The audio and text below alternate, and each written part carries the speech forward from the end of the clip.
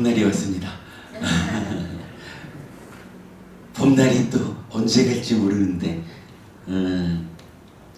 오늘 우리가 진행되는 수업의 순서에 의하면 지난주 공부했던 사문과경이 제시하는 수행체계죠. 그 수행체계 위에서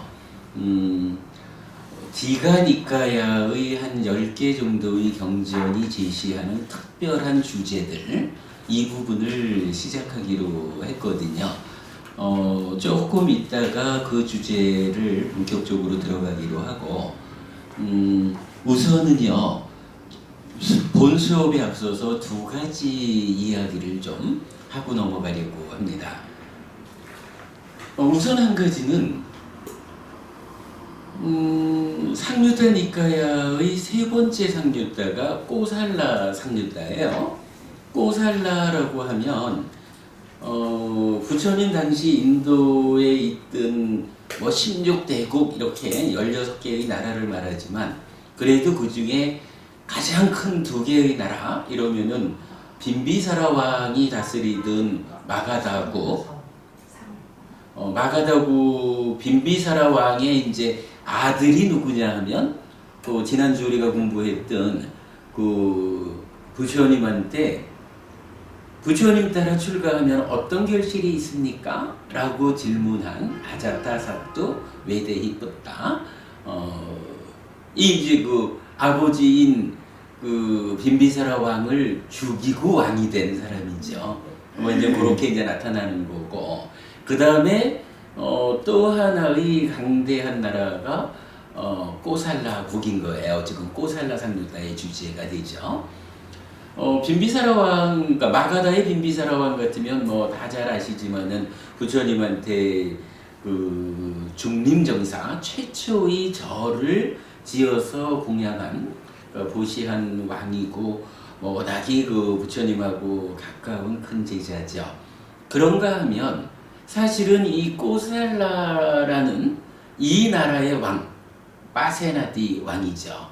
우리가 그 빠세나디라는 이름을 경전을 통해서 많이 듣게 되는데, 이 빠세나디 꼬살라 왕 또한 빈비사라 왕에 뒤지지 않게 그 부처님의 큰 제가 제자 중에 한 사람으로서 이 빠세나디 왕을 주제로 하는 부처님과 빠세나디 왕의 대화, 이렇게 설해져 있는 경전이 참 많아요. 그 중에 25개의 경전을 따로 모아가지고 하나의 상류타, 그러니까 꼬살라라는 이 나라, 달리 말하면 이제 빠세나디 왕이죠. 빠세나디 왕을 주제로 설해진 경전, 이러니까 꼬살라 상류타 이렇게 되는 거예요. 그간 제가 이제 설법을 하면서 중간중간 이 상류타에 있는 경전들을 많이 인용을 했었어요. 그런데 이제 지난 주말에 제가 조금 시간을 빼가지고 요 꼬살라 상류타를 별도의 그 우리 카페의 메뉴로 잡아가지고 25개 경전을 다 좀 정리해서 새로 올렸어요. 그래서 그거 보시면 도움이 될 것 같은데, 그 꼬살라 상류타를 정리하는 가운데 꼭 전달해 드리고 가야겠다라는 중요한 주제를 이제 한 가지 발견을 해서 오늘 그 이야기로부터 시작을 좀 하려고 그럽니다. 자, 일단 꼬살라 상류타의 25가지 경전 중에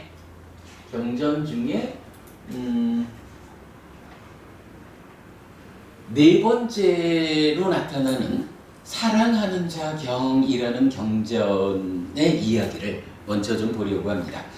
자, 일단 그 경전을 기준으로 제가 글을 하나 작성을 했어요. 글을 제목을 어떻게 했냐 하면 죽는 거예요. 이 사실 많은 곳에서 궁금해하고 많은 분들이 그 대답을 하는 거죠. 죽을 때 뭐 가져갑니까? 이런 얘기죠. 뭐 공수래 공수거 이렇게 말하기도 하고, 습관 가져간다니까 습관을 잘 들여야 돼. 이렇게 말하는 사람도 있고, 뭐 다양한 사람들이 죽음 이후에 대한 이야기.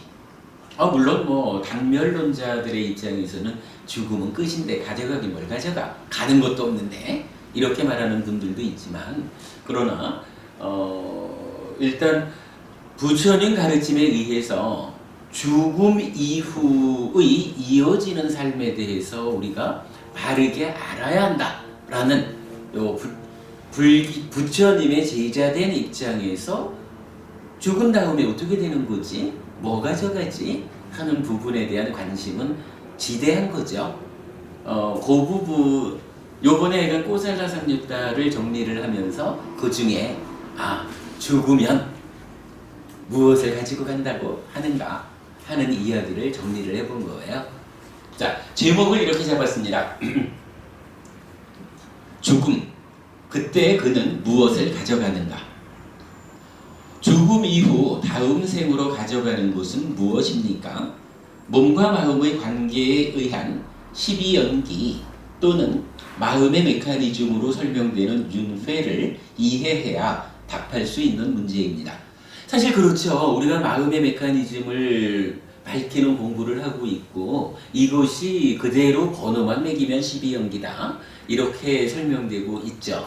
그리고 이 12연기가 바로 우리가 욕계, 객계, 무색계라는 중생 세상에서 중생으로 태어나서 해탈해서 열반을 실현할 때까지, 즉 윤회에서 벗어날 때까지 윤회하며 살아가는 우리 삶의 현실을 부처님께서 설명해 주신 것이다. 이렇게 우리가 알고 있거든요. 그러니까 사실 다음 생에 뭐 가져가는데? 라고 하면, 이거 우리가 상세히 말하자 라고 하면 12연기를 알아야 되는 거예요. 마음의 메커니즘이 그렇게 풀어져야 이러이러함으로 이러한 것이 다음 생으로 함께 가는 겁니다. 이렇게 말할 수가 있는 거거든요. 근데 그 얘기는 좀 복잡하죠. 그러니까 좀 그 얘기는 우리가 그 내용을 주제로 공부하는 가운데 알아보기로 해야 할 거고요.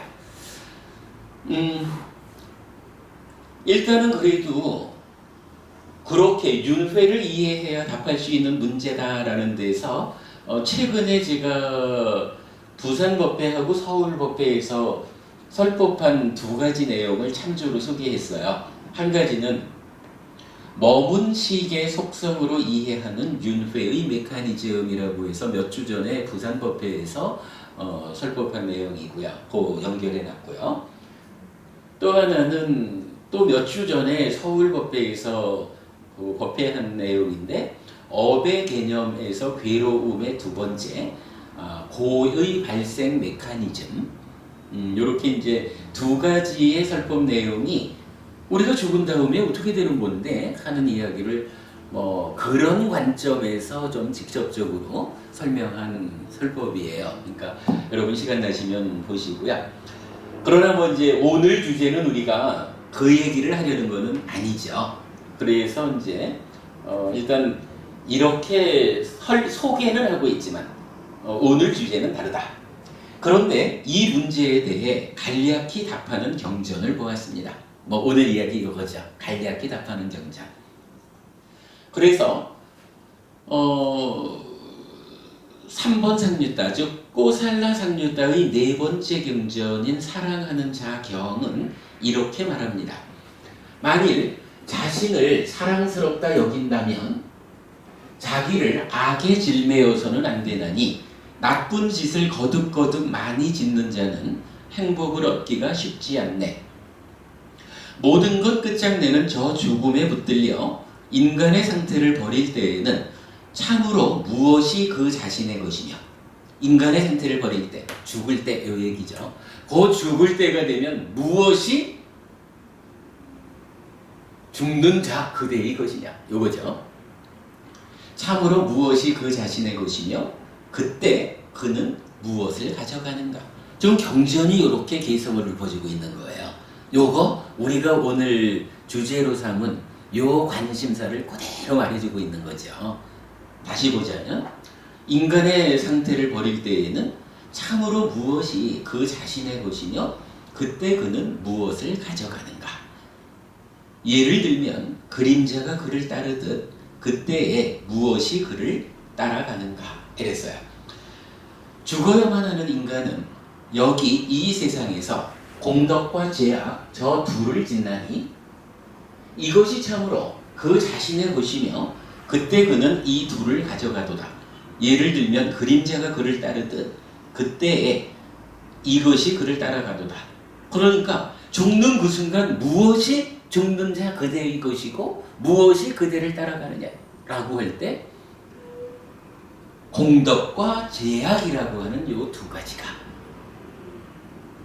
가지가 그대의 것이고 그대를 따라간다. 그렇다면 공덕을 지어서 공덕을 그대의 것으로 그대를 따르게 할 것이냐, 죄악을 지어서 죄의 대가를 그대의 것으로 그대를 따르게 할 것이냐, 요 얘기죠.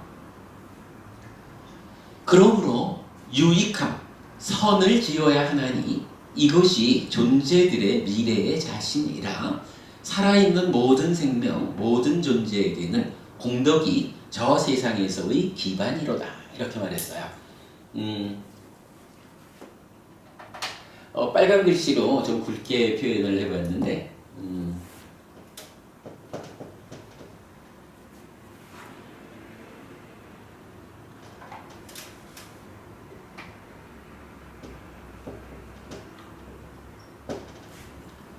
니짜양 삼빠라이까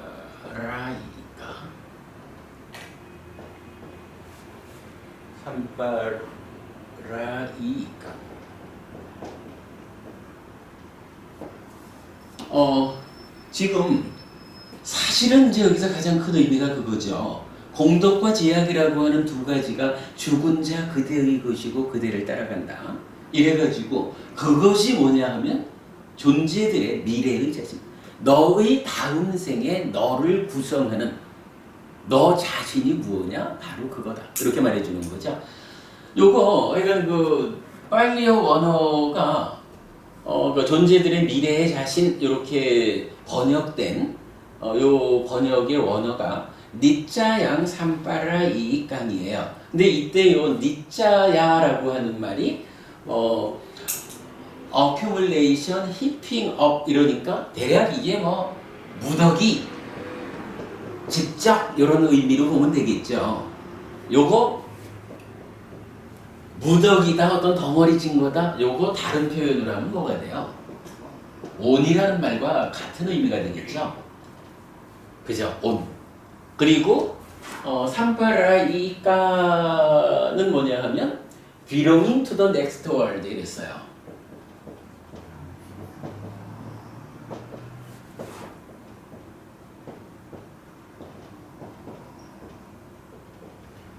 다음 세상에 속하는 거 요거잖아요. 다음 세상에 속하는 덩어리, 무더기. 그러니까 우리가 좀 연결해서 이해하면 온이라. 요 온이 5가지의 온이고 요거에 집착함이 있으면 뭐예요? 오치온이 자기 존재잖아. 물론 우리가 가져간다라고 할 때 뭐 식만 가는 거 이렇게 말을 하겠지만 그러나 이제 그 식이 무엇을 속성으로 하느냐 뭐 이런 의미로 볼 때 지금 요 경전이 죽을 때 무엇이 그대의 것이고 무엇이 따라가느냐 이렇게 표현하고 있는 거죠. 그렇다면 이 무더기라고 하는 것은 그대로 자기 존재라는 것을 표현하고 있다 이렇게 말할 수가 있을 거고 여기에 이제 삼파라이깡 해가지고 다음 세상에 속하는 이러니까 그래서 요거 니짜양 삼파라이깡을 요런 의미로 봐서 이것이 존재들의 미래의 자신이다. 즉 다음 세상의 그대의 삶이다. 다음 세상의 그대의 존재다. 뭐 이런 의미로 요 해석을 우리가 하면 되겠죠. 요거 사실은 이제 존재들의 미래의 자신이라는 요 표현이 이 개성이 알려주는 가장 중심에 있는 말이기 때문에 원어적으로 어떻게 그 번역이 된 건가 하는 부분을 이렇게 좀 본 거예요. 아무튼 이제 여기까지가 좋아하는 자경, 요 경전이 알려주는 개성이에요. 뭐 이런 말하자면 그런 거죠.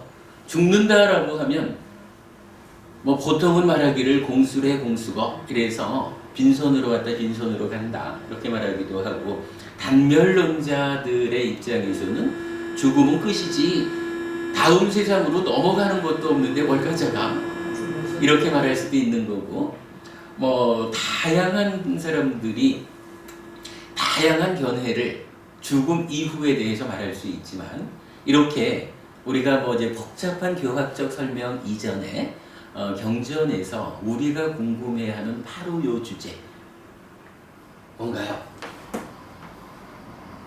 요 표현이죠. 죽음, 그때 그는 무엇을 가져가는가 라고 하는 요 주제에 대해서 공덕과 제약이라고 하는 것으로 직접적인 설명을 해주고, 요 공덕과 제약을 가져간다라는 요게 다음 세상에서 그대 자신을 이루는 것이야. 다음 세상의 존재, 자기, 그대 자신의 존재야. 이렇게 이제 표현해주고 있는 거죠. 그러면 이거 우리가 아주 중요하게 비중을 가지고 궁금해하는 한 가지 주제에 대한 경전이 알려주는 직접적인 답이다. 이렇게 말할 수가 있는 거겠죠. 그런데 사실은 이 꼬살라상유다에서요, 요거 그러므로 유익함, 선을 지어야 하나니 이것이 존재들의 미래의 자신이라 살아있는 모든 생명, 모든 존재에게는 공덕이 저 세상의 기반이로다 라고 하는 요 개성의 마무리 부분이 세 개의 경전에서 동일하게 반복이 되더라고요. 그러면 그 앞에 나오는 이야기가 뭔가 조금씩 차이가 있어도 같은 의미를 가지고 제시가 되겠죠. 그래서 이제 나머지 두 개의 경전을 같이 보았어요. 지금 우리가 본 거는 사랑하는 자경에서 꼬살라삼유다의 네 번째 경이었는데, 이제 20번째 경으로, 꼬살라삼유다 총 25개 경이 있다 그랬죠. 그 중에 20번째 경이 무자식 경이에요. 자식이 없어. 아주 그 부자로 살다가 자식 없이 죽었어. 뭐 이렇게 이제 설해지는 경전인데, 경전은 연결해 놓았으니까 나중에 보시고요. 요 무자식경이 20번 경전에서는 이렇게 말해요. 몸과 말과 마음으로 지은 그것이 자신의 것이고 그것을 가지고 가노라. 그것이 그 따라가나니 그림자가 따라가듯이 그러므로 유익함을 지어야 하나니 이것이 존재들의 미래의 자신이라 살아있는 모든 생명, 모든 존재에게는 공덕이 저 세상에서의 기반이로다. 그러니까 요건 뭐 우리가 늘 말하는 그거죠. 뭔가 말가만으로 욕계, 색계, 무색계의 어딘가에 상응하는 오염된 행위를 하면 어떻게 돼요? 식이 욕계, 색계, 무색계에 머물잖아요. 뭐 우리가 이렇게 그 마음의 메커니즘적으로 설명하는 그 이야기를 이경전에서는 직접적으로 말해주는 거예요. 어떻게 해요? 뭔가 말과 마음으로 지은 그것이 자신의 것이요. 그것이 가지고 가고 따라가. 뭔가 말과 마노의 행위가 아라한처럼 완전히 오염이 제거된 그러한 행위가 아니다 보면 행위의 오염에 상응해서 식이 머물고 그 식이 하나의 속성으로서 가지고 가는 것이 있어. 뭐 이렇게 설명되는 그 내용을 직접적으로 언급을 해주죠. 그러기 때문에 어떻게 해요? 유익함을 지어야 한다. 착한 행위를 해야 한다. 이렇게 이제 말해주는 거죠.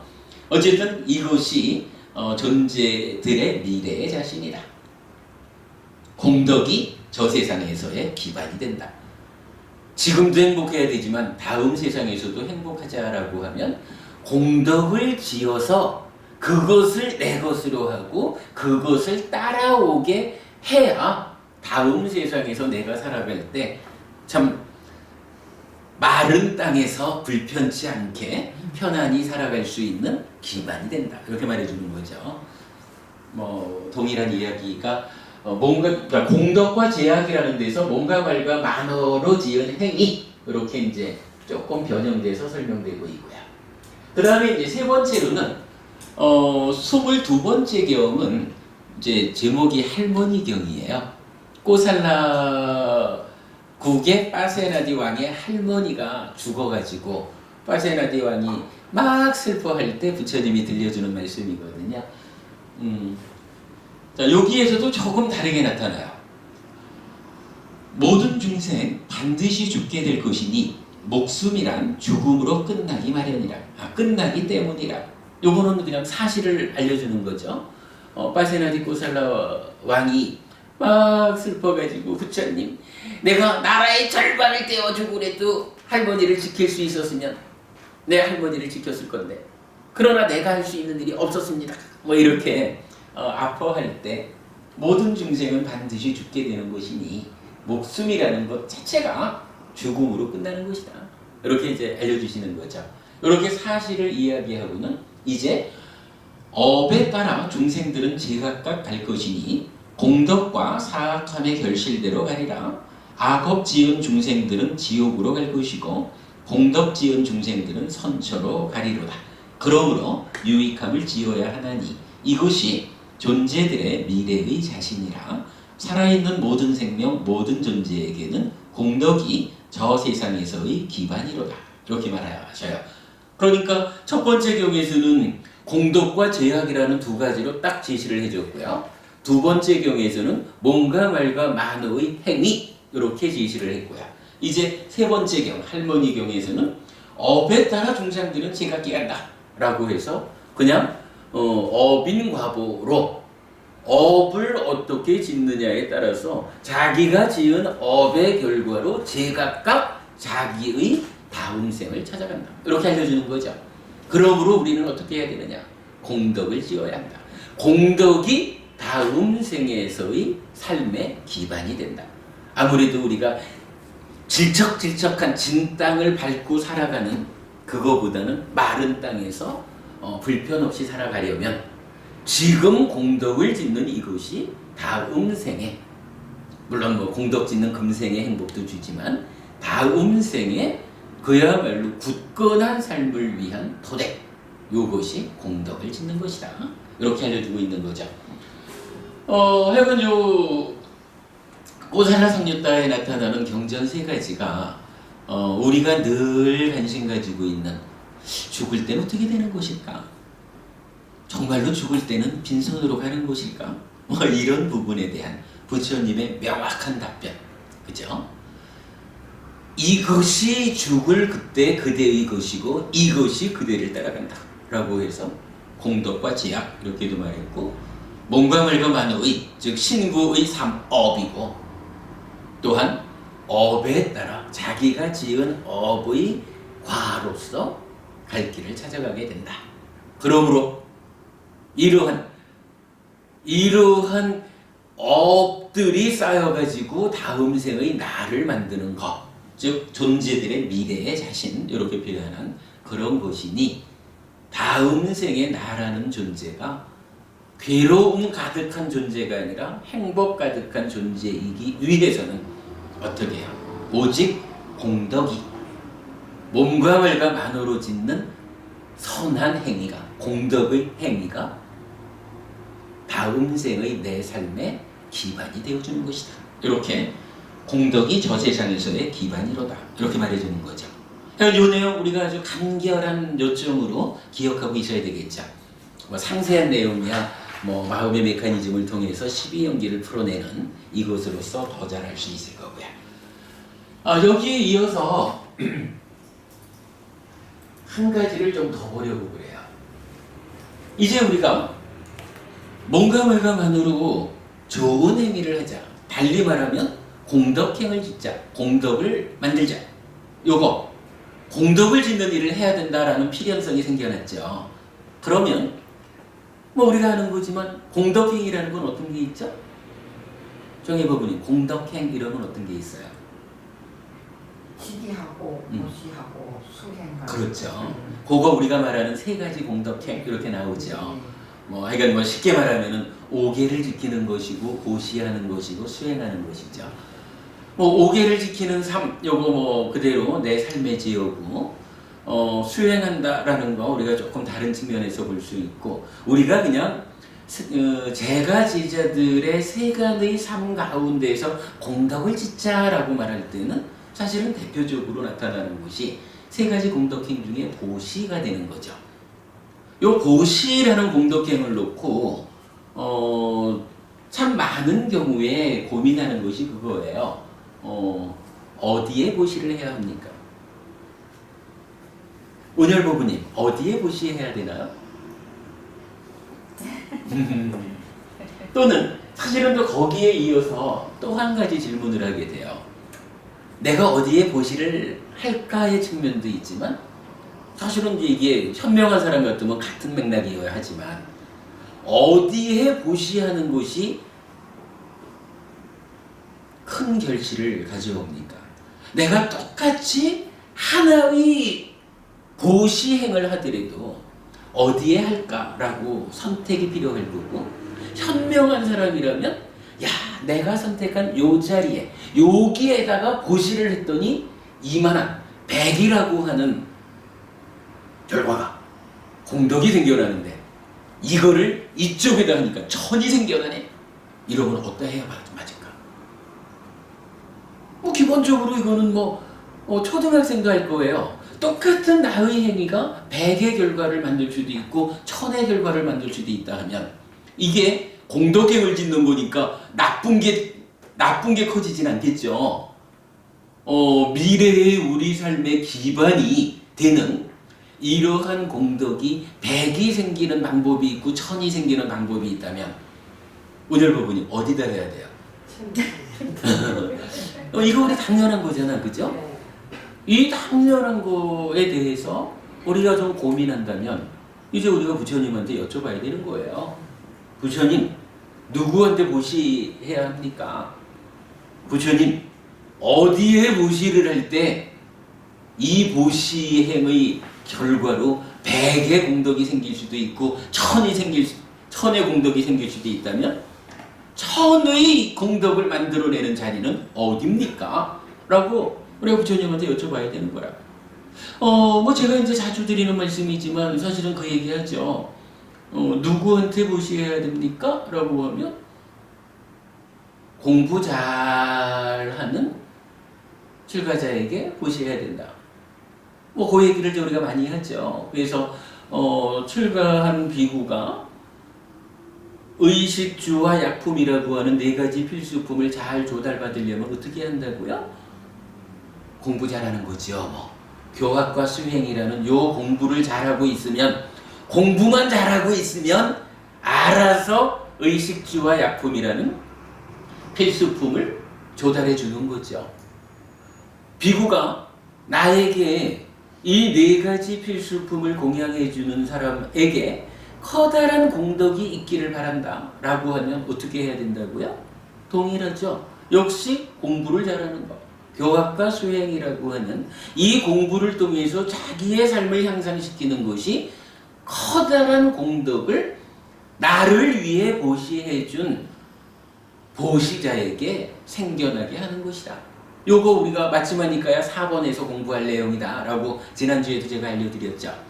그런데 요렇게 좀 이제 조금 어떤 그 개념적인 이야기를 떠나서 이제 부처님한테 직접적으로 누구한테 보시할까요?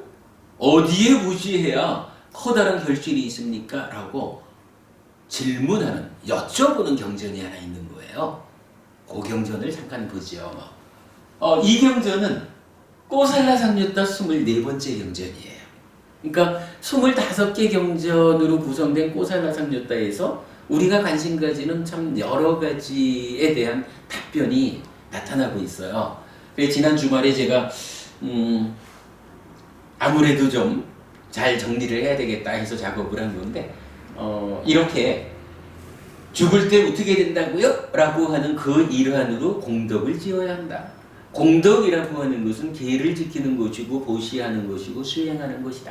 그 중에 제가 제자의 일상의 삶 중에서 계를 지키는 거야 삶의 질서 당연한 거고 수행하는 거 우리가 어떻게든 또 시간을 쪼개서 수행을 해야 되죠.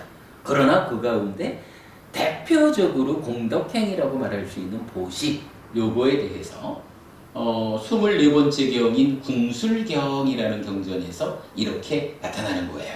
자, 경전은 이렇게 시작해요. 한곁에 앉은 빠세나디 꼬살라 왕은 세존께 이렇게 여쭈었다. 세존이시여, 어디에 보시를 해야 합니까? 요거죠. 누구에게 보시할까요? 요 얘기죠. 대왕이여, 마음이 청정한 믿음을 가지는 곳입니다. 요거 무슨 얘기일까요? 마음이 청정한 믿음을 가지는 곳에 보시해야 됩니다. 이랬어요. 요거 우리가 사실은 살다 보면 이런 경우가 있어요. 뭐랄까? 좀 누구 눈치도 좀 보이고, 또는 이제 사람들 이제 조금 있으면 또 이 선거할 때가 되니까 평상시는 찾아가지도 않던 고아원도 열심히 가는 사람도 생겨나고 이래야죠. 그러나 그런 거 아니라는 거예요.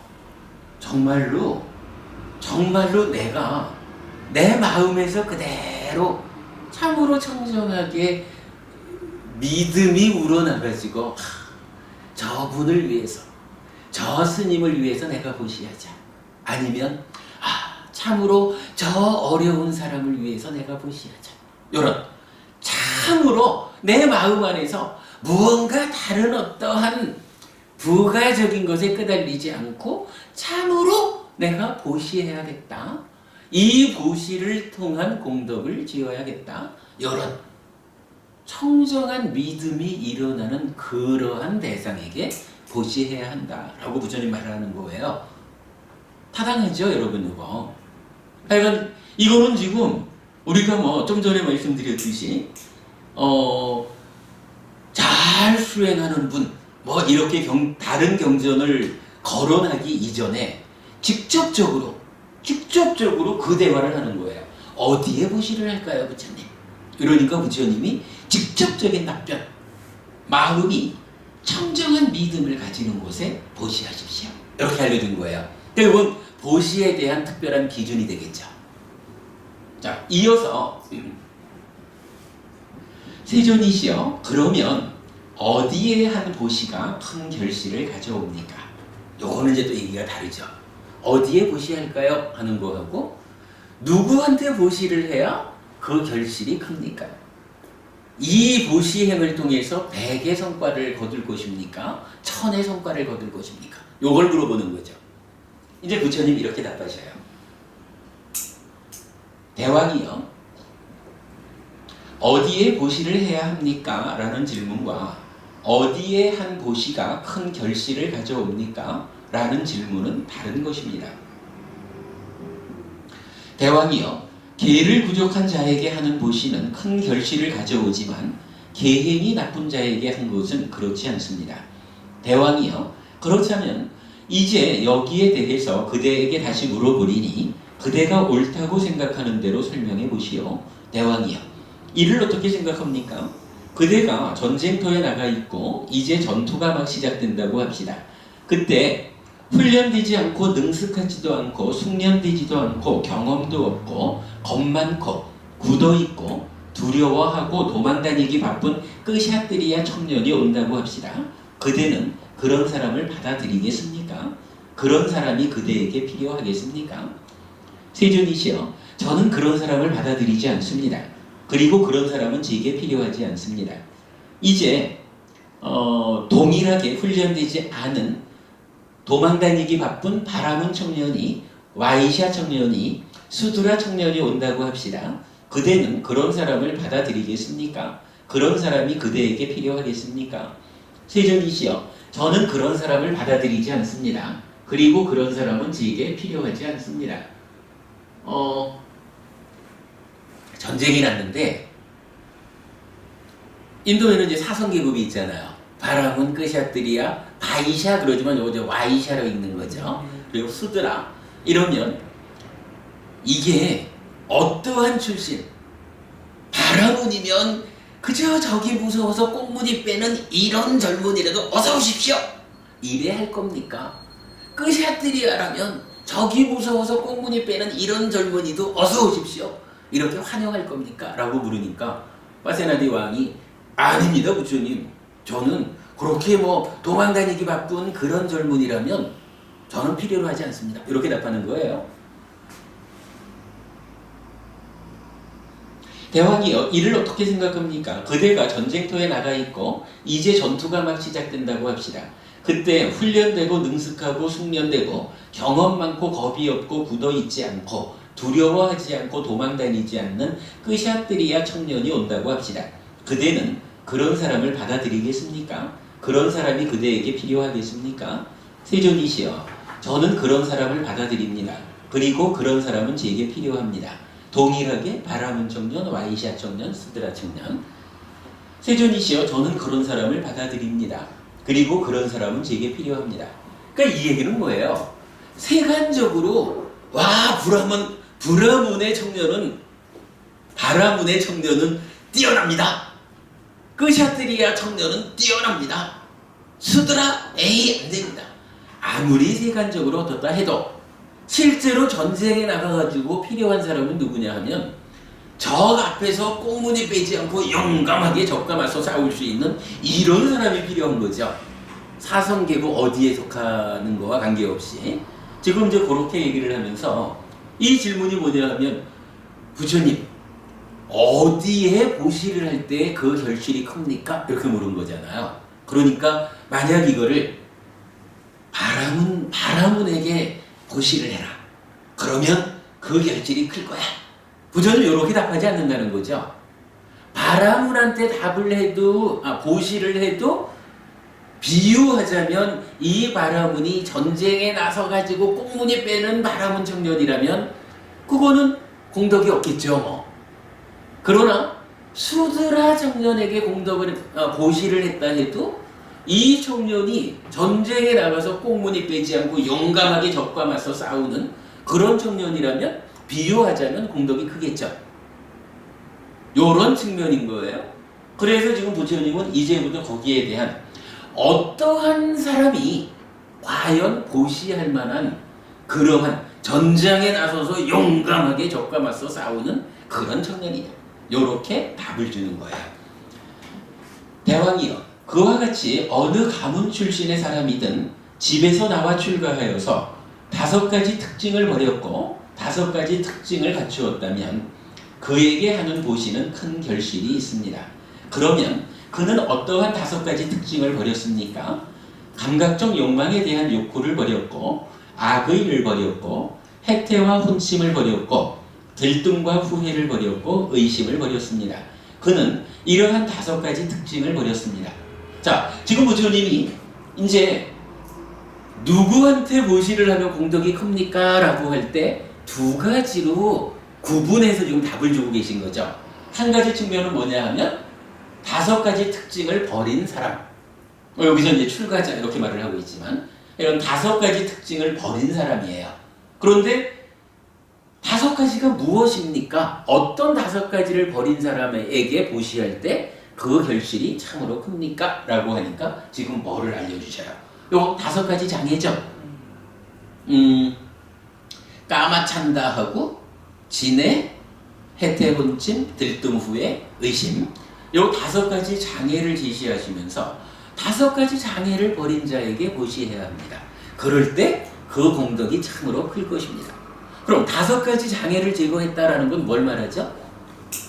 요거 우리가 사념초 수행을 통해 가지고 그러니까 바른 삼매를 성취하잖아요.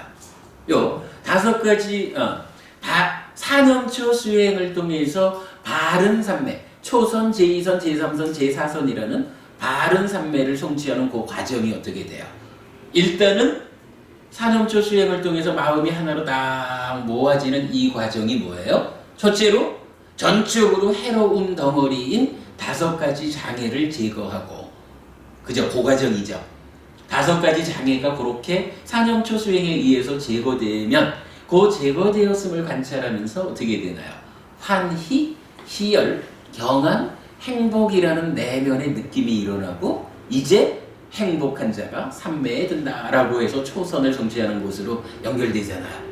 그러니까 지금 여기서 부처님 무엇을 말해주냐 하면 누구에게 보시하면 참으로 그 결실이 클 것이냐라고 하면 사념초 수행을 통해서 바른 삼매를 성취한, 달리 말하면 욕계를 벗어나서 색계에 진입한 요 얘기죠.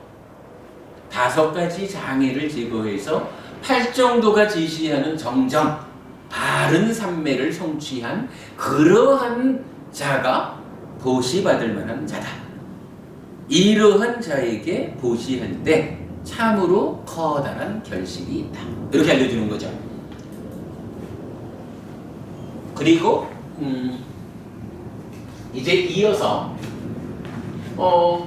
헬본 5가지 특징을 버리고 5가지 특징을 갖추어야 한다 그랬으니까 버리는 것으로의 5가지 장애, 거기에 이어서 그러면 그는 어떠한 5가지 특징을 가졌습니까? 그러니까 어떤 5가지 특징을 갖추었습니까? 이럴 때 그는 무학의 계의 무더기를 가졌고, 무학의 삼매의 무더기를 가졌고, 무학의 통찰지의 무더기를 가졌고, 무학의 해탈의 무더기를 가졌고, 무학의 해탈지견의 무더기를 가졌습니다. 그는 이러한 5가지 특징을 가졌습니다. 이 얘기는 뭔가요? 우리가 보통 말하는 이 이제 오치온이라고 하는 5가지 그 무더기도 있죠. 요거 자기 존재잖아요. 근데 요거 말고 불교 교학 교리적으로 나타나는 또 다른 5가지 무더기가 있죠. 5가지 쌓임. 요거를 5가지인데 법의 무더기라는 표현을 쓰죠. 요런 표현이 있습니다. 그런데 요 5가지 법의 무더기를 뭐로 하냐 하면 첫째가 계온이라, 계의 무더기, 계의 싸움 이렇게 말하는 거예요. 두 번째가 정, 삼매의 싸움, 삼매의 무더기 이렇게 말해요. 그렇죠. 해가 되겠죠. 공부하시는 표가 이렇게는 안 되니까. 그럼 다음은 뭘까? 지혜가 해지. 우리가 계정의 삼학이라고 말하잖아요. 계정의 삼학. 이 삼학에 의해서 어떠한 결과가 생겨납니까? 라고 하면 이게 해탈 열반으로 가는 거잖아. 여기서 해탈이란 말이 나오는 거예요.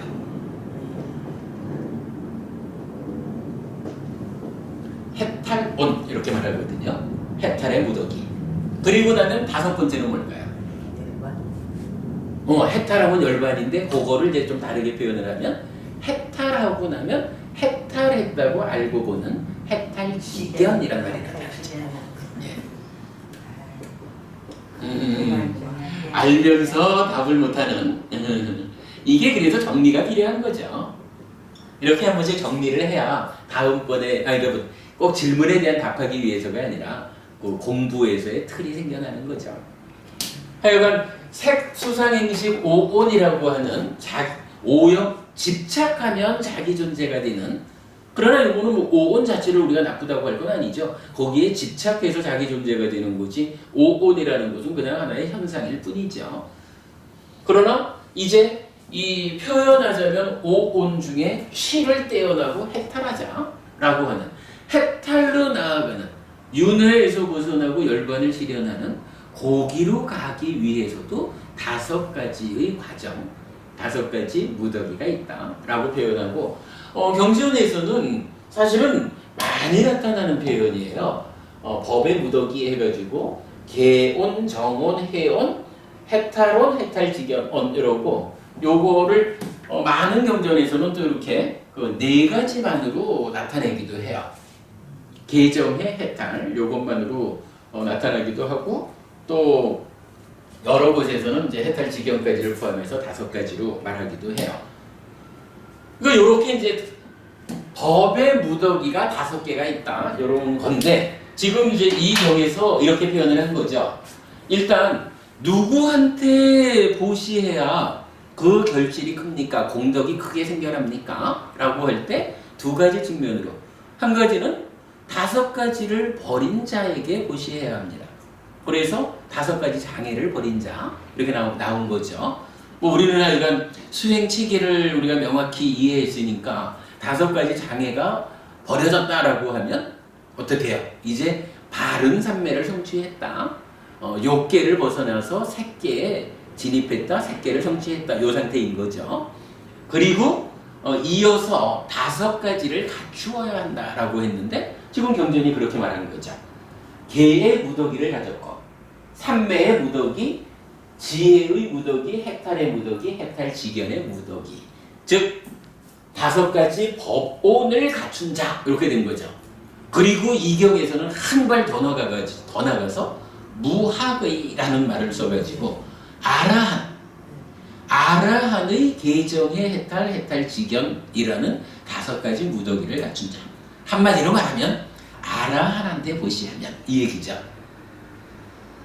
좀 더 이제 상세하게 이제 부처님이 친절히 안내해 주시니까 이렇게 계정의 해탈, 해탈지견이라는 5가지 무더기를 갖춘 아라한에게 보시하는 것이 참으로 큰 결실을 가져오는 것이다. 근데 이제 우리가 이건 현실적으로 우리가 주변에서 아라한을 실현한 이런 성자를 만나 뵙기가 좀 어렵죠. 그러다 보니까 그래도 그러한 삶의 완성을 향해서 그쪽으로 걸어가고 있는, 나아가고 있는 사람들이 그쪽으로 나아가지 않는 사람들보다는 훨씬 더 그 큰 결실을, 이 아라한만큼 커다란 공덕을 주지는 못하겠지만, 그러나 아라한보다는 작지만, 그러나 그쪽을 향하는 사람이래야 그렇게 커다란 결실을 만들어낼 것이다. 전혀 엉뚱한 길을 가는 사람에게 보시했을 때 그러한 그 결실을 기대하기 어려울 것이다. 이렇게 말하는 거죠. 그렇다면 이제 이 경에서 말하는 내용을 그 2가지를 모아서 한번 보죠. 자, 한 가지는 누구에게 보시할까요? 이랬더니 청정한 믿음이 가는 자 이랬죠. 그리고 2번째는 누구에게 보시하면 결실이 큽니까? 라고 하니까 이렇게 아라한을 향해서 가는 잘 수행된 자 이렇게 말하는 거죠. 이 2가지 합하면 어떻게 되나요? 우리가 그러면 현명하다면 정해보보님 이제 누구한테 보시를 해야 되나요? 방금 말씀하신 그 2가지 그죠? 그러니까 우리가 공부해서 바르게 한다면 누구한테 보시할까요? 청정한 믿음이 가는 자 이랬거든요. 근데 만약에 이 청정한 믿음을, 나는 참으로 믿음을 가지고 그분에게 보시를 하는데 요게 공부가 부족해서 믿음의 대상을 잘못 골랐어. 그럴 수 있잖아요. 믿음의 대상을 잘못 골라가지고 이렇게 아라한 또는 아라한으로 나아가는 부처님께서 알려주는 이러한 방향성과는 다른 쪽에서 믿음을 일으켜가지고 일단 어디에 보시합니까? 청정한 믿음의 대상, 그에게 보시해야죠. 그러니까 보시는 해야 되죠. 그러나 그 청정한 믿음에 의한 보시가 과연 참으로 커다란 공덕을 가져와서 살아서도 그렇고 다음 생의 나의 삶에 기반이 되어줄 것입니까? 라고 하는 것은 다르다는 얘기죠. 우리가 공부를 바르게 해야 되는 이유가 이런 데 있는 거죠. 참으로 커다란 결실을 주는 그러한 보시처는 누구인가? 여러분, 부처님은 한마디로 그렇게 말씀하신 거예요. 잘 공부된 사람, 그래서 5가지 장애를 제거하고 바른 삼매를 성취하고 그 위에서 사마타 윗바사나라는 수행을 통해서 무학을 이룬 자, 아라한이 된 자, 계정해 해탈지견이라는 5가지 법의 무더기를 갖춘 자. 현실적으로 그러한 사람을 우리 주변에서 볼 수 없다면 그래도 그 방향에 서 있는, 그 길을 향해서 가는 자. 요렇게. 그러니까 이게 사실은 좀 더 근원적으로는 누구에게 믿음을 일으켜야 합니까? 이 얘기를 포함하고 있는 거예요. 올바른 믿음을 일으켜야 그 믿음, 청정한 믿음에 의해서 보시했을 때 참으로 커다란 공덕이 생겨나서 내 삶에 굳건한 기반이 되어줄 것입니다. 이렇게 알려주는 거죠.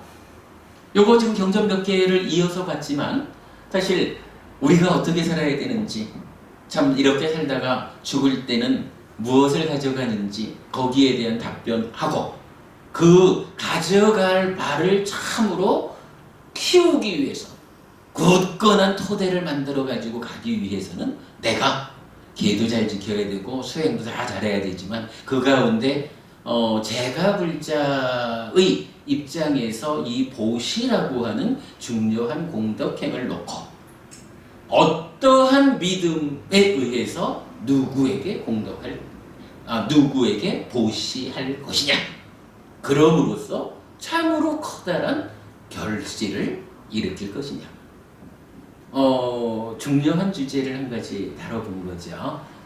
꼬살라 삼류따의 25개 경전을 공부하는 가운데 요 부분을 꼭 여러분들께 좀 전해드려야겠다라고 생각이 돼서 오늘 본 수업 들어가기 전에 이제 뭐 그러다 보니 이게 본 수업만큼 해버렸네. 그런데요, 여기에서 그래도 또 우리가 한 가지 짚어보고 가야 될 부분은 있어요.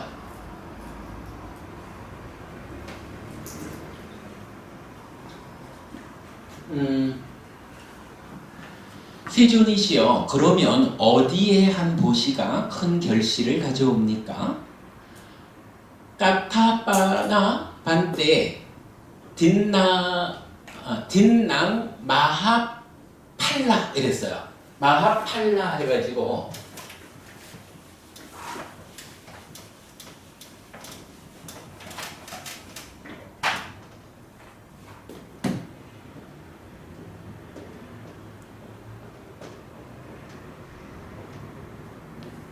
커다란 결실 이렇게 지금 번역한 부분이거든요. 이때 이제 마하라고 하는 게 마하라는 말은 다 알죠. 큰 대자란 말이야. 그렇죠. 그 마하죠. 요 팔라라고 하는 말이 과라고 쓰는 말이거든요. 팔라. 저는 이제 요 얘기를 짚어보고 가려는 게 뭐냐면 우리가 우리 법회에서 참 많이 쓰는 표현이 뭐예요? 어빈과보라는 말을 쓰죠.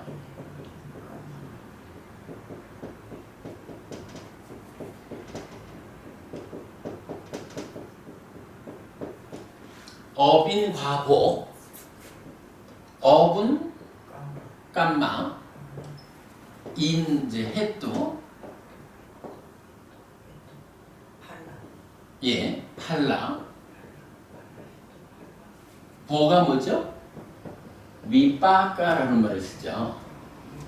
위빠까라는 게 이제 보거든. 이럴 때 이제 제가 가끔 하는 이야기가 이 위빠까라고 하는 단어가 사실은 경전에서 많이 나타나죠. 그래서 어떠한 행위를 하면 그 행위의 보가 근데 우리는 어떻게 말하죠? 요거 현실적, 그렇죠.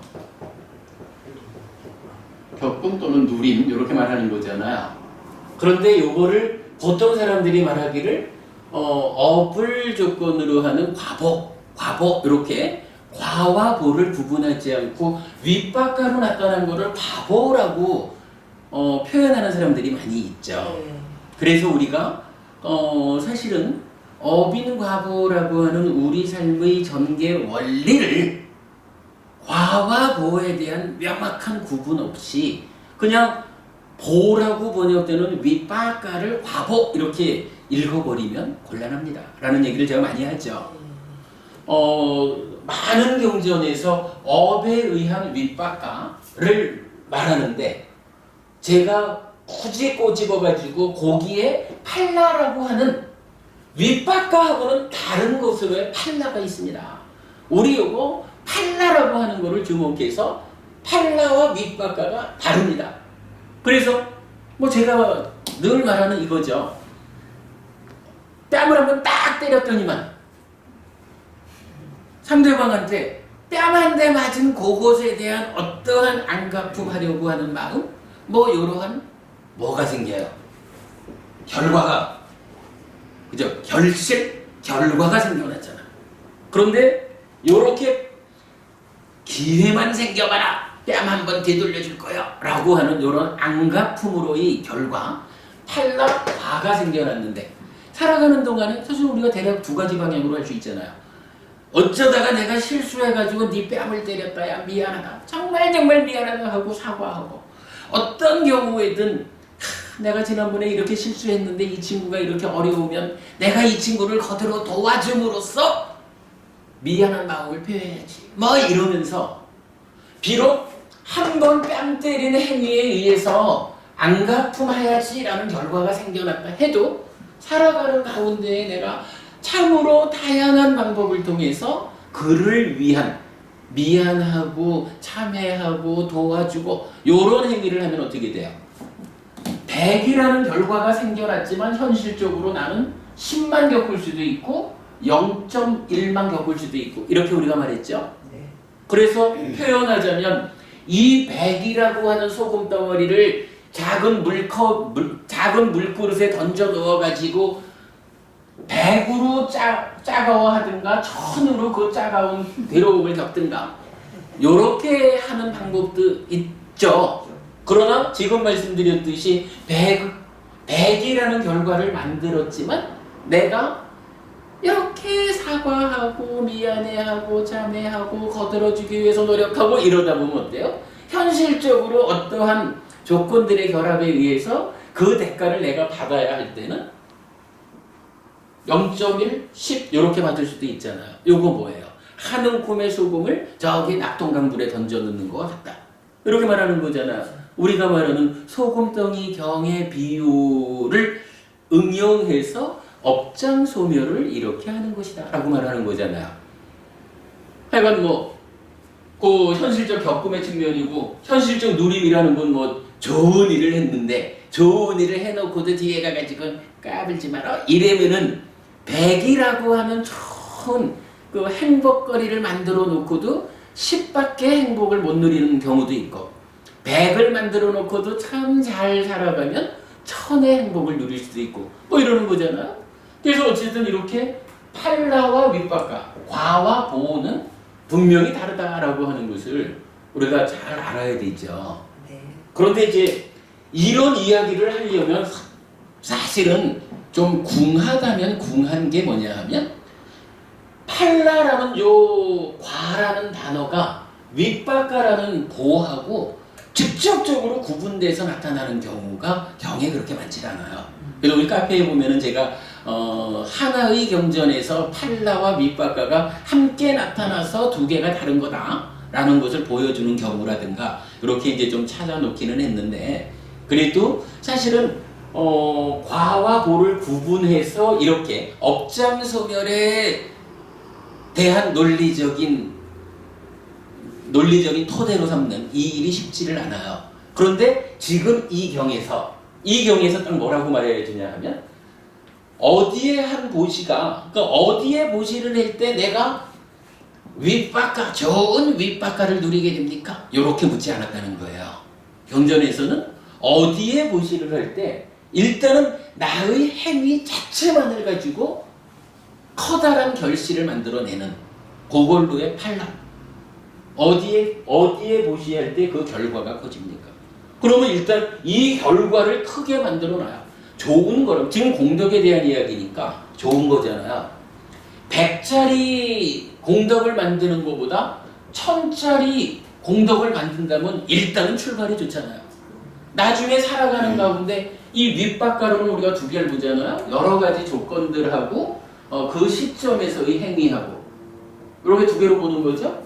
이러한 조건들이 또한 개입해가지고 현실적으로 어떤 누림을 누릴 것이냐라고 할 때 일단 좋은 거는 크게 만들어 놓고 그 다음에 더 키우면 훨씬 커지는 거고 크게 만들어 놓은 거는 줄어들어도 그래도 요만큼이라도 누릴 게 있다고 만들어 놓은 게 작으면 아무리 키우느라고 해도 커지는 게 작죠.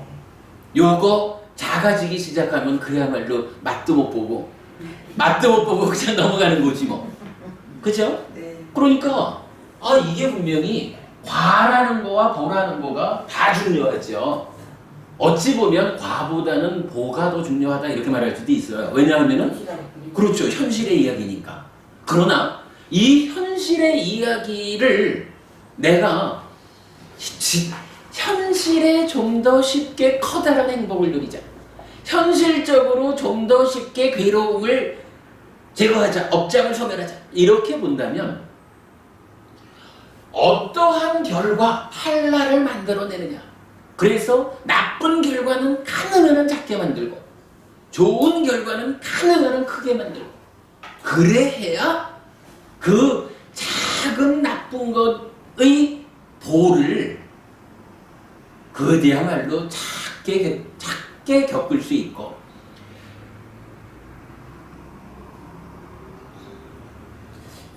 그러니까 크게 만들어 놓은 좋은 결과 요거를 그래도 아무리 그 보의 입장에서의 어려움이 있다 해도 그래도 크게 만들어 놓은 것에 의해서 내가 크게 누릴 수 있다. 요 부분은 이건 뭐 초등학생이라도 이런 논리에 대해서는 틀렸다고 못할 거야. 그렇다면 뭐 이런 명확한 거야. 우리는 어떠한 행위를 할 것입니까? 결과가 지금 말하는 대로는 결실이 나쁜 결실은 줄어들고 그러니까 좋은 결실은 커지는 이러한 행위를 해야 되는 거구나. 그래서 좋은 결실이 생겨나게 하는 이러한 행위를 공덕행위라고 하는구나. 공덕의 업이라고 하는구나. 뭐 이렇게 알아가지고 어떻게든 내가 커다란 좋은 결과를 만들어내기 위한 행위를 하는 것. 그것이 내가 공덕을 짓는 것이다. 보라고 하는 부분이 이어서 이런 현실적으로 따라오겠지만 그 보를 결정짓기 위한 커다란 요소로서 그죠? 커다란 요소로서 결과를 잘 만들어 놓는 것도 중요하다. 하여간 지금 요 경전에서 분명히 이러한 보시의 공덕에 대한 보시의 결실 어디에 보시를 해야 됩니까? 어디에 보시를 해야 커집니까? 라고 할 때 윗바가를 쓰지 않고 팔라를 썼다라는 거. 그래서 팔라와 윗바가를 구분해서 설명하는 구분해서 이해하는 우리 법회의 입장에 타당성을 더해주고 있다. 이런 측면 하나를 이제 더 말씀을 드리고 싶었어요.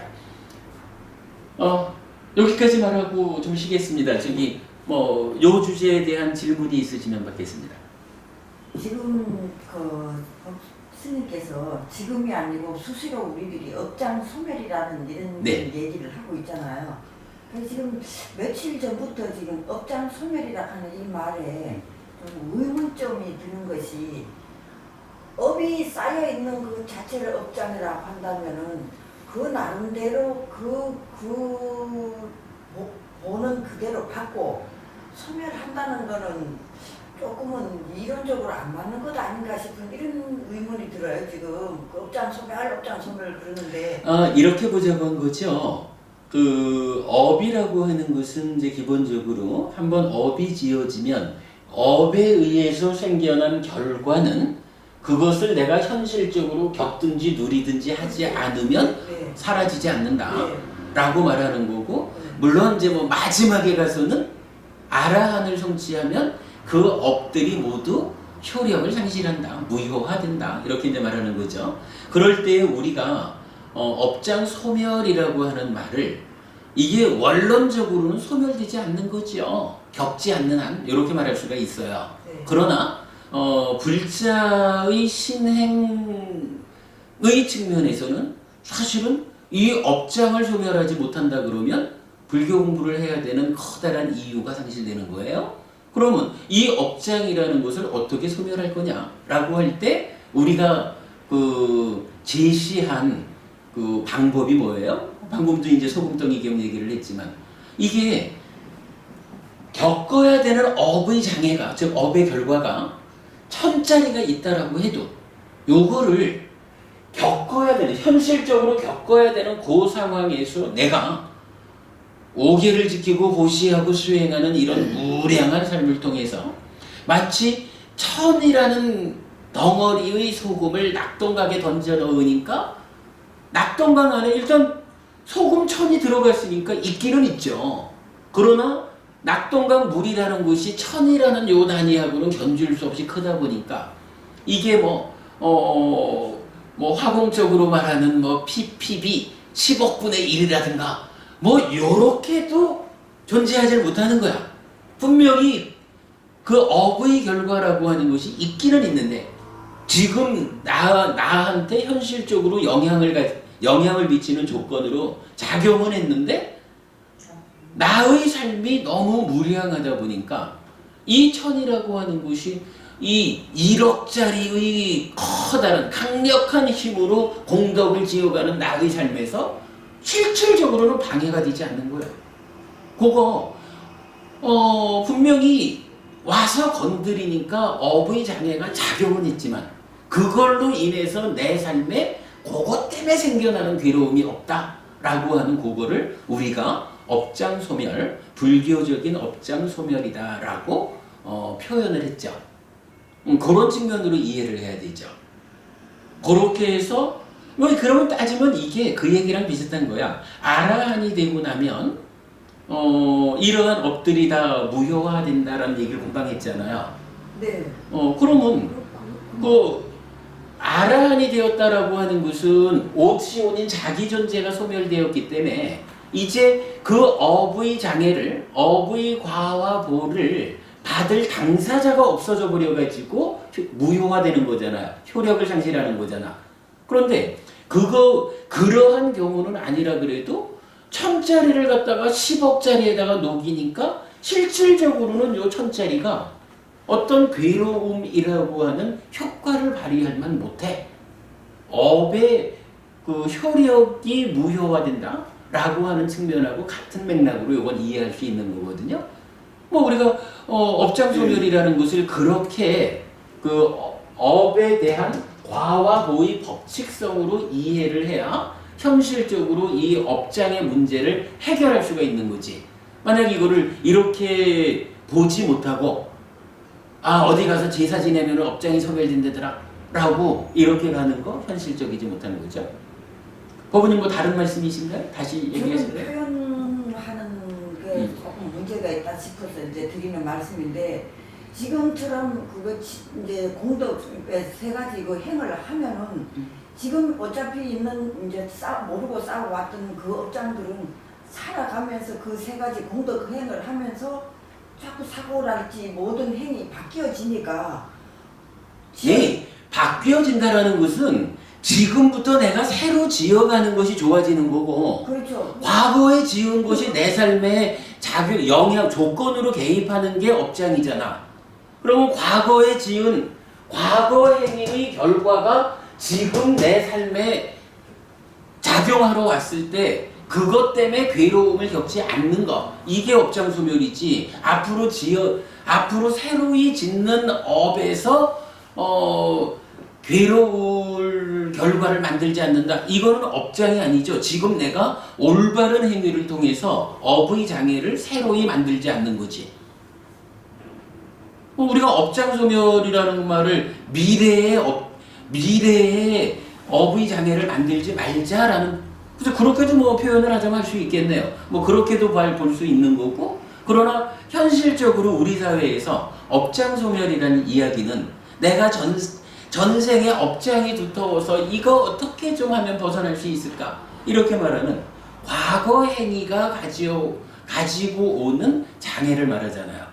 장애인데 변해져 보니까 그거를 변하기 전에는 100% 그대로 고통으로 받아들였는데 변하고 나니까 100%가 아니라 50%로 그 마음이 그러니까 그 부분을 제가 지금 그렇게 나의 행위, 나의 삶을 바꿔서 줄여나가는 거, 이게 업장소멸의 방법이다라고 제가 지금 말하는 거잖아요. 한다 이 말이죠. 제가 지금 그렇게 말하지 않았나?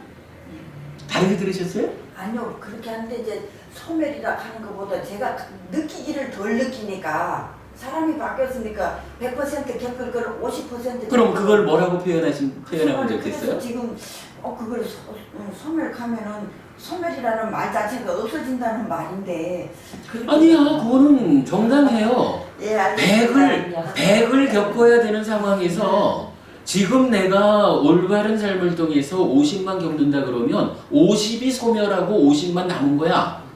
그게 꼭 100이 다 없어져야만 소멸이라고 말하는 건 아니죠. 아니 요거 그 이러한 우리가 이제 그 소금덩이의 경이라든가 메추라기의 비유의 경이라든가 이런 경전들을 통해서 과거 행위의 어떤 결과를 지금 내가 어떻게 최소화하고 최소화함으로써 지금 고통을 겪지 않고 앞으로 또한 새로운 괴로움을 만들지 않느냐, 이 측면에서 우리가 업장 소멸을 정의한 거는 아주 적절하고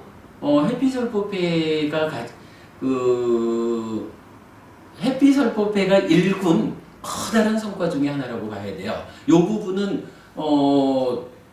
서로 이해가 다르다 그러면 우리가 뭐 오랜 시간 대화를 통해서라도 그 이해를 통일할 필요는 있어요. 아마 이제 지금 부부님 말씀하신 그 지적하신 부분은 저로서는 그렇게 답하면 좋을 것 같아요. 100이라는 업의 장애가 완전히 제로가 되어야만 업장이 소멸하는 것이다 라고 한다면 이것은 불가능한 일이라. 그러나 100만큼 생겨나 있는 것을 내가 지금 바르게 사는 힘에 의해서 50만 겪었다라고 하면 50은 소멸한 거요. 50만 남은 거고. 그러면은 예. 이게 이제 예를 들어서 지금 네. 그냥 사업을 하다가 싹 다 떨어 먹어버렸어요. 예. 그러나 지금 변화가 된 이후로는 그 하나도 없는 그 상황에서 일어나려 그러면 그 고통은 과연 막 심적으로든 육체적으로든 하여튼 그거는 100% 이상을 겪어야 되는 거예요. 그러나 단지 정신적으로 지금 충만해 있는 상태이기 때문에 이거는 긍정적으로 내가 대처를 해서 나가야 돼 하면은 정신적으로는 고통을 덜 겪는다는 거죠. 육체적으로 지금 그 다 무너졌는 그 회사를 일으킨다는 거는 정말 힘든 일 아닙니까? 저는 그걸 지금 좀 아니 그거를 어떻게 같이 보나? 그거는 과거의 어떠한 행위의 결과, 과거의 삶의 과정에서 생겨난 것이 우리 삶의 과정에서 우리가 이제 보통 보라고 하는 이 보라고 하는 것은 행위 즉시 생겨나기도 하고 이 몸으로 살아있는 금생의 미래에 다른 조건들과의 결합에 의해서 찾아오기도 하고 죽은 그러니까 다음 생들에 의해서 다른 조건들의 결합에 의해서 찾아오기도 하잖아요. 그러면 한 번 사업에 부도가 났다라고 하는 이 부도가 났다라고 하는 결과, 그 부도 난 것 때문에 생겨난 어떠한 그 결과가 있다면 그 결과라는 것이 지금 내가 이렇게 살아가는데 그게 왜 지금 당장 이렇게 제거되지 않느냐라고 말하는 것은 우리가 그 지난번에 말했지만 진인사 대과보 하듯이 나로서는 최선을 다하고 이러한 조건들의 결합을 기다려야 하는 뭐 이게 우리 삶의 현실이죠. 그러한 부분 다 이제 배제하고 나는 지금 이렇게 하고 있으니까 과거에 생겨난 그때 일의 결과가 지금 작용해주고 지금 요게 소멸하기를 이렇게 바라는 건데 이거는 견해가 잘못된 거지. 법원님께서 만약에 과거의 어떤 일이 왜 지금 해결돼 주지 않을까라고 바란다면 그거는 과화보의 이런 법칙성에 대한 이해가 정확하지 않은 거죠. 그거는 달리 봐야 되죠. 예, 그럼 뭐 더 얘기하기로 하고 일단 그거는 약간 어빈 과보에서 과화보의 이야기, 그리고 얼마 전에도 우리가 공부한 거지만 현재라는 것은 과거 더하기 현재 이렇게 말하는 이런 그 과화보의 법칙성에 대한 좀 정확한 이해가 필요한 부분일 거예요. 지금 부부님 질문하신 부분은 그 측면에서 보에 대한 이해가 조금 좀 적절하지 않으셨던 것 같은데 뒤에 우리가 더 말씀 나누기로 하죠. 잘 들었습니다. 쉴까요? 예.